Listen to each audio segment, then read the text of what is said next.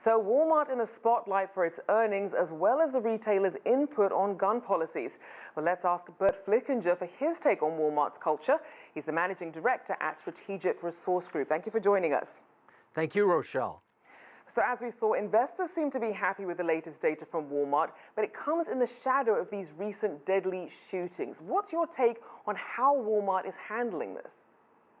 Rachelle, had this been from 1962 to 2012, when Walmart started and was controlled by Walton Family Management, it would be a really rough issue. The Walton family has a lot of aggressive, prolific hunters in the family, as opposed to Doug McMillon, the current dynamic CEO, who is very spiritual, very personally and professionally ethical, and in Doug McMillon's own words, is really focused on to do what is right.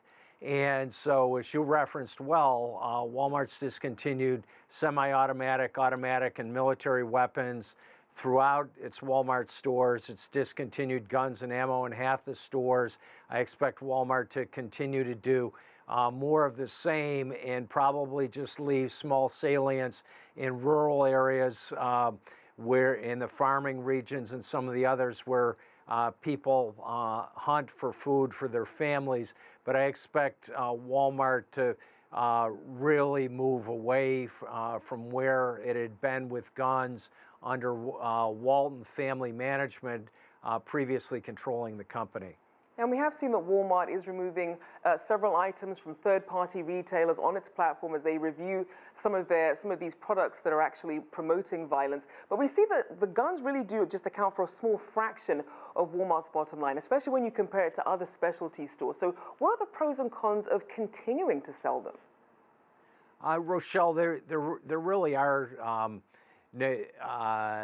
no really distinct pros. If as you referenced well in your intro, Walmart, were it to decide to sell guns, could sell them through its 500 or so Sam's Club, where people have to show ID, pay a membership fee, be well documented in their Sam's Clubs in all top 250 U.S. markets.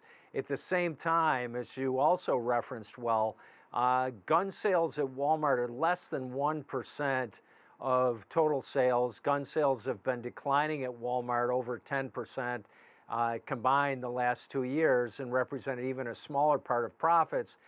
You contrast that with what you and the network have reported well, that with the bankruptcy and liquidation of Toys R Us around a lot of the world, Walmart needs the space where it's currently selling guns and ammo for toys. And with a record number of rescue puppies and rescue cats being adopted in the U.S., over 3.5 million every year, which is about double the birth rate for people, Walmart needs that space for toys for children, right, and pet accessories and products.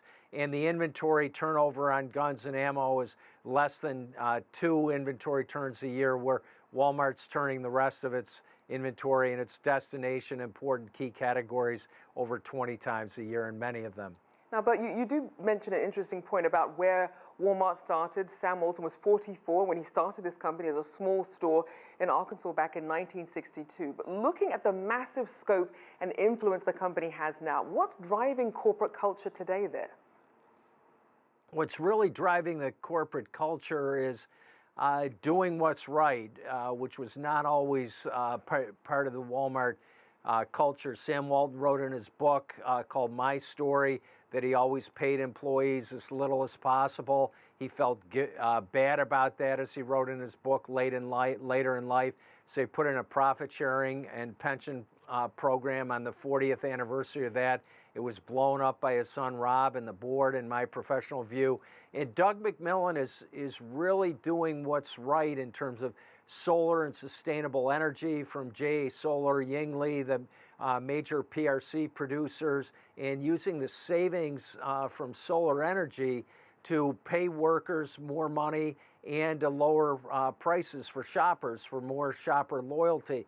And he's also discontinued, as you referenced, the violent video games and is really, as he grew up in the dirt poor areas of East Arkansas with some of the poorest people anywhere in America, anywhere worldwide, people that needed medical help, needed help from the stores. He's really trying to raise people's standards of living and doing the right thing for workers, shoppers, community, the environment, to solar and sustainability.